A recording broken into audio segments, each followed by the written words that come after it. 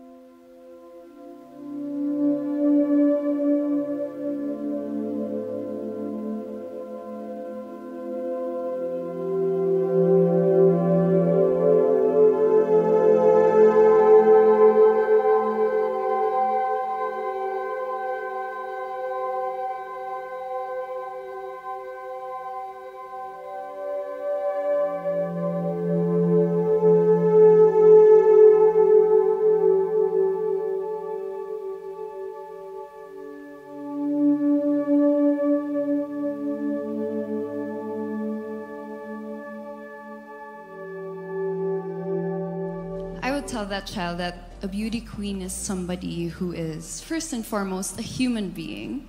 She's somebody that is proud of who she is, but most importantly, she is somebody that brings hope.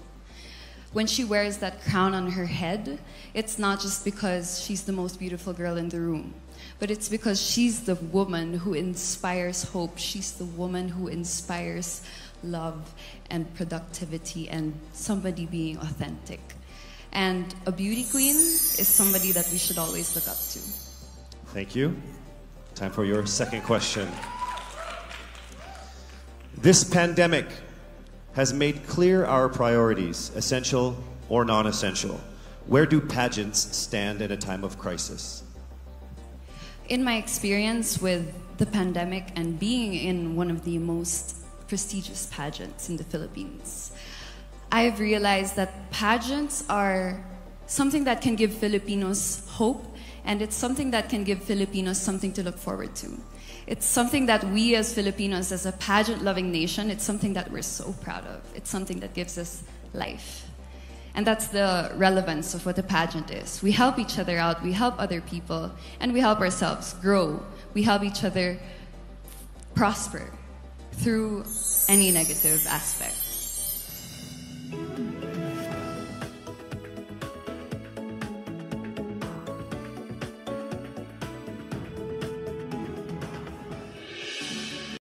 Miss Paranaque, how are you doing right now? Hi, I'm doing good. I'm a little shaky. I don't know if it's because it's cold or if I'm nervous, but I'm looking forward to this. I've prepared and I feel ready.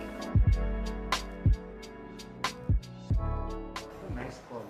Thank you so much. So you have 30 seconds to answer each question. Okay. And then you will hear a bell. After All the right. 30 seconds. A very loud bell. Okay. Louder than Lola. Okay. Tell us something about yourself. Hi, my name is Isabella Rojas Ismael, but you may call me Bella as everybody else does. You may know me as a ballerina. I am also a psychology major and I'm very passionate about mental health.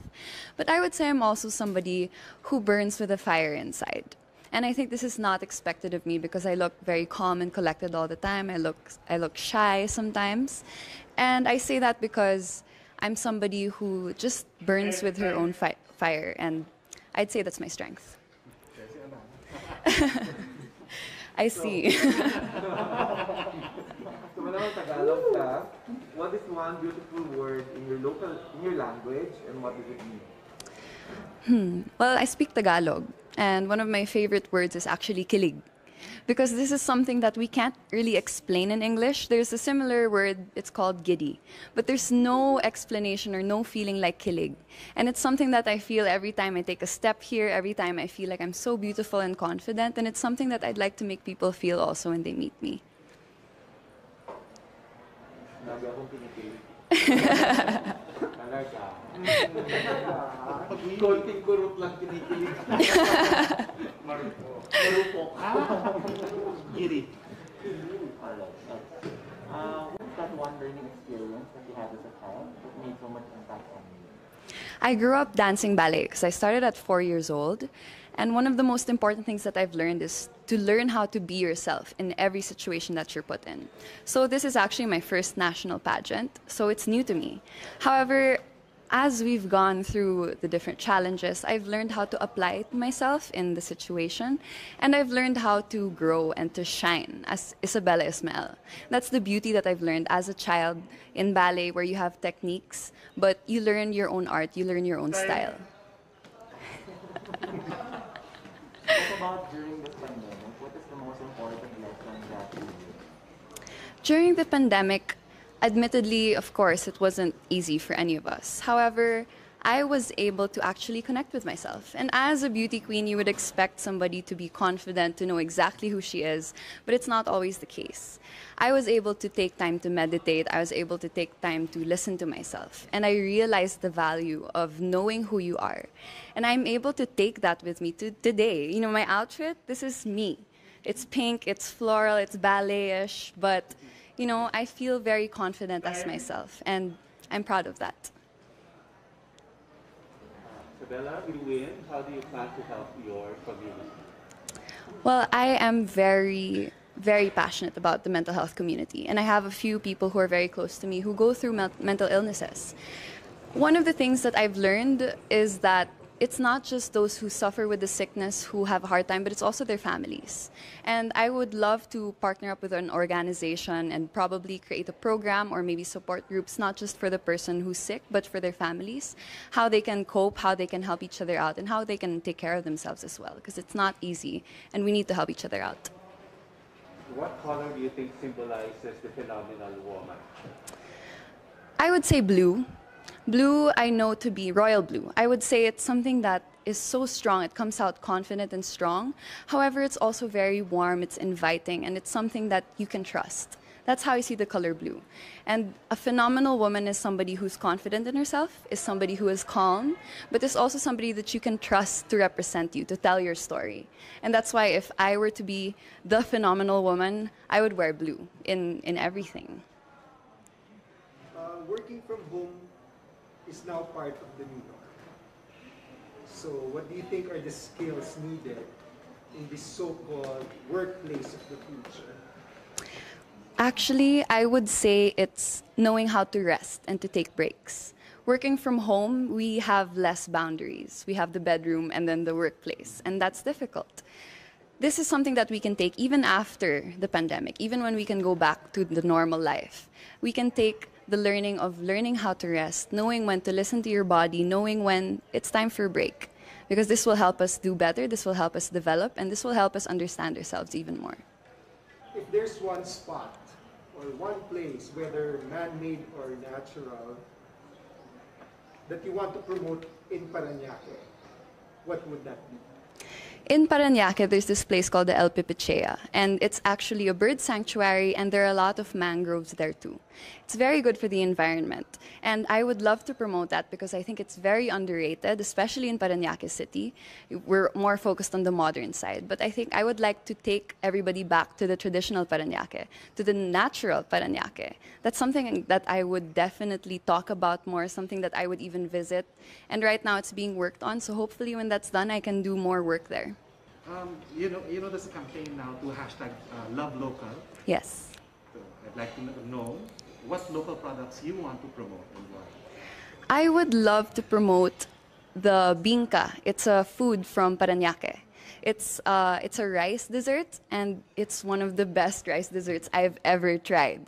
And you know, I'm Filipina. I was born and raised in Paranaque, but I just tried it earlier this year. It was something revolutionary, and I think a lot of people should try it out because not only is it it's delicious, but it's also full of culture. You can see the hard work that's put into it. You can see the Filipino culture that's in it, and I think that's something that we should be proud of, especially me as a Paranaqueña. Well, one last question for you is, what is that one thing you think that young people should focus on? I would say young people should focus on their mental health. I'm very happy to see that it's something that is becoming more popular. It's a trend. However, when the trend fades, I would love for them to continue on with taking care of their mental health. It's something that I do every day, and I'm not perfect. Nobody is. And I would love for the younger ones to know that. As they grow up, as they go through different struggles and challenges, it's important to make sure that we are mentally stable. Thank you. Thank you so much. Thank you. Bedroom voice. Bedroom Very graceful, like a man. I hope I calmed you all. Thank you. Okay, right now we are with Miss